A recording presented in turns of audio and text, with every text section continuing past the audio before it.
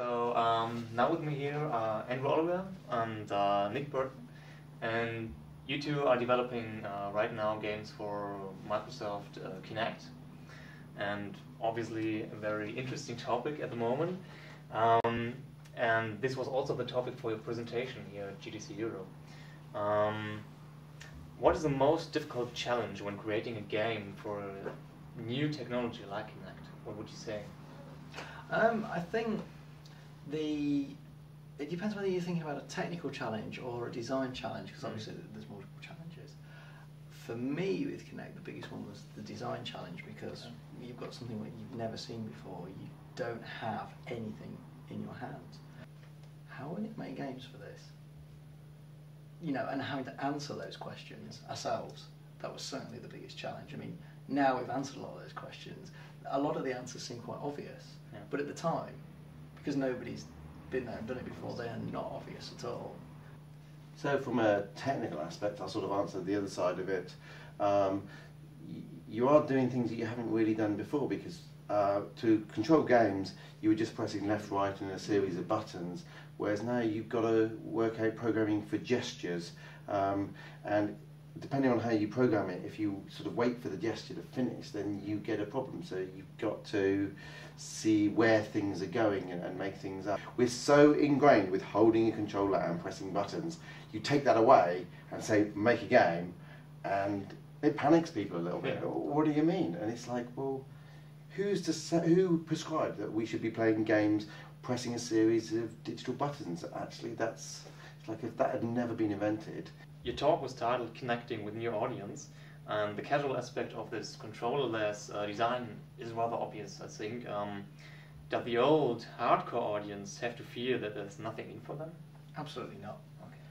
If you think about it from introducing a new technology like this, I won't say want to do necessarily the most obvious thing, but you want to kind of lower the barrier to entry, because there are a lot of things you could do and a lot of things that, you know, I'm sure you probably did as well, ideas you threw around and then thought, oh, actually that's probably a little bit too much too soon. Like for Kinect Sports, for instance, it's very relatable because everybody knows how to play sports. So if you're going to do a physical game and you're going to do the real sports actions, it makes perfect sense. It doesn't necessarily mean it's, you know, been squarely, we said, right, we're going to do that because it's just for the broad audience. Because you can put enough depth in there that the hardcore will get something out of it as well. Certainly, I've found myself, as the product's gone on, you can get very, very good at it in the same gamey kind of way that we all get good at games. But it's not that easy to see that in something like a show environment. You've got to get it in your own home and play it. The thing that was being talked about most is the fact that you had a full motion capture, you have living room motion capture. So people have gone for big, bold moves, sports games, fitness games, dance games, are the really obvious ones. But actually when you look at it, it's incredible to think that every sort of bone joint, you have a complete three-dimensional coordinate, and it's incredibly accurate. So I'm sure that we'll all calm it down and we'll do finer things as we get comfortable with it. But we did all, I'm sure I can probably say, we all went for the fairly obvious or whatever, and we're now starting to look at other games that are a little bit more out there. Right. In your opinion, how far will those new means of motion control change the games industry long term? And what will be the feature which makes Kinect perhaps even more successful than the Wii or Sony with its Move? I think as far as what Kinect brings is, you know, there's been lots of talking about Wii or Move or whatever, even webcams, and it's nothing like those. It's a completely new animal. It's totally different.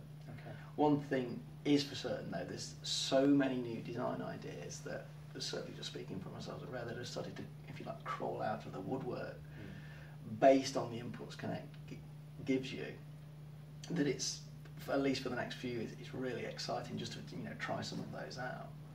Most people don't want to or don't care about what technology it took to bring that to you. They just go, is it natural and easy to use? Oh yes, it is. Does it give me something I want? Yes, it does. And the idea of being able to just naturally interact with your TV is actually something that people want to do. They just need it easy. I think, yeah, I mean, that's a good point. I think that where we've got to, perhaps looking back to a couple of years ago, was all of the interfaces to technology were kind of arrived at because we had to, because we didn't have any more natural way of doing it. But you know, we're just talking to each other now. Ideally, you want to be able to interface, as Andrew says, in a natural way. And so Kinect is the next stage in dialing all of those layers we've spent years adding on back to something that is more natural for us.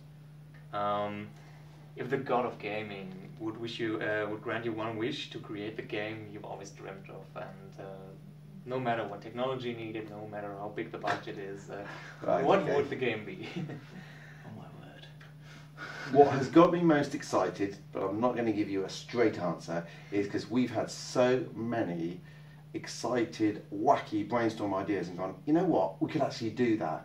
And never before have I seen a console or peripheral where you've had so many device ideas and go, you know what, that is just so out there, that's so wacky, but it could just work. That I'm hoping that all the other developers are thinking like we are, because we've got some great ideas lined up. I'm not about to give them away here now, because we need to get them signed and made. But most of the time when a new console comes out, you go, oh, it's faster, it can do better graphics. And in the last revision, it went easily onto the internet, so it was very sort of multiplayer. But this is the most sort of radical thing where you go, oh my God, some of the things you could do would be so exciting. So I'm not about to say them here. But what I would like to say is we're hopefully develop them, and I hope that other developers have such wacky, bizarre ideas as we do, because it's going to be really exciting times. Well, you know we do, because we've got a stack of prototype ideas like this that we've thought about just over the last couple of years. Again, I wouldn't want to share or bore you with the humongous number of details for those. There are a couple that really sprang to mind, because based on sort of my computer vision background, I would have really liked the whole idea of bringing the real world into the game world. That kind of concept and games built around that. I suppose you could call it augmented reality on steroids, you know. But the thought of, okay, I've brought me into a game and that's really cool, but how about I bring my sofa and the dog and the pot plant, and the game understands all this and makes something of it, and I don't have to do anything. It just does it itself. And something like that would be really exciting.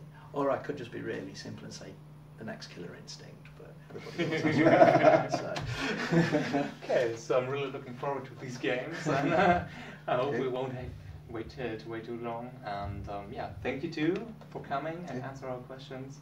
And yeah. Thank you very much.